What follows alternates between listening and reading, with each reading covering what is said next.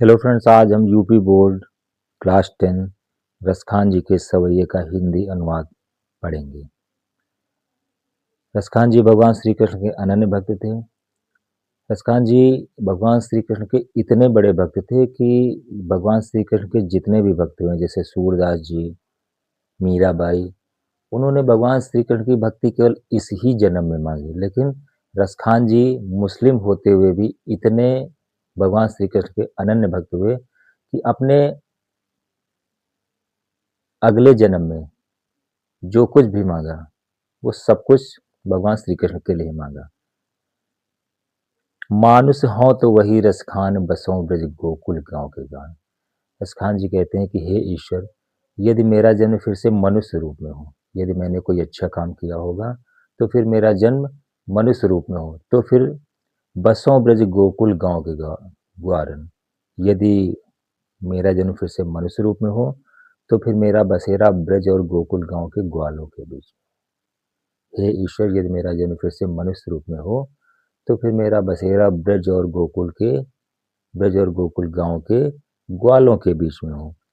जो पशु हो तो कहा बस मेरो। यदि यदि मैंने कोई अच्छे काम न किए हो तो फिर हो सकता है कि मेरा जन्म पशु रूप में हो, तो फिर मेरा जन्म कहाँ हो, तो फिर मेरा बसेरा कहाँ हो। जो पशु हो तो कहा बस मेरो।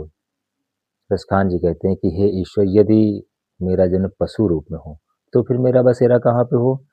चरो नित नंद की धेनु मझार। मैं नंद बाबा की गांव के बीच चढ़ता रहूं। चरो नित नंद की धेनु मझारन। यदि मेरा जन्म पशु रूप में हो तो फिर मेरा बसेरा या जो या जो मेरी परवरिश है वो केवल नंद बाबा की गायों के बीच ही हो, अर्थात मैं नंद बाबा की गायों के बीच चढ़ता फिरूं। पाहन हो तो वही गिरखो। यदि मेरा जन्म पहाड़ या पर्वत के रूप में हो तो वही गिरखो, तो फिर मैं वही गोवर्धन पर्वत बनूं। कौन सा गोवर्धन पर्वत?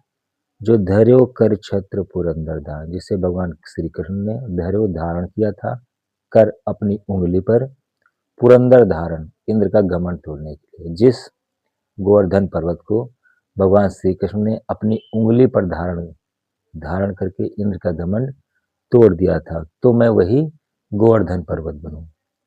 और जो खग हो तो बसेरो करो। पक्षी बनूं यदि मैं पक्षी बनूं तो फिर मेरा बसेरा कहाँ पे हो। मिली कालिंदी कूल कदम की डाल। कालिंदी माने यमुना, कूल माने किनारा, और कदम माने कदम की डालों पर। तो यमुना जी के तट पर कदम की डालों पर मेरा बसेरा हो। कहने का तात्पर्य है कि रसखान जी ने जो कुछ भी मांगा अगले जन्म के लिए वो उसमें हर चीज में श्री कृष्ण का ही जुड़ा हुआ है। पहले दोहे में कहते हैं, पहली पंक्ति में कहते हैं कि ईश्वर, मेरा जन्म फिर से मनुष्य रूप में हो तो फिर मेरा बसेरा ब्रज और गोकुल के ग्वालों के बीच में हो। यदि यदि मेरा जन्म पशु रूप में हो तो फिर मैं नंद बाबा की गायों के बीच चढ़ता फिरूं। और यदि मैं पहाड़ या पर्वत बनूं तो मैं वही गोवर्धन पर्वत बनूं, जिसे भगवान श्री कृष्ण ने अपनी उंगली पर धारण करके इंद्र का घमंड तोड़ दिया था। और यदि मेरा जन्म पक्षी रूप में हो तो यमुना जी के तट पर कदम की डालों पर मेरा बसेरा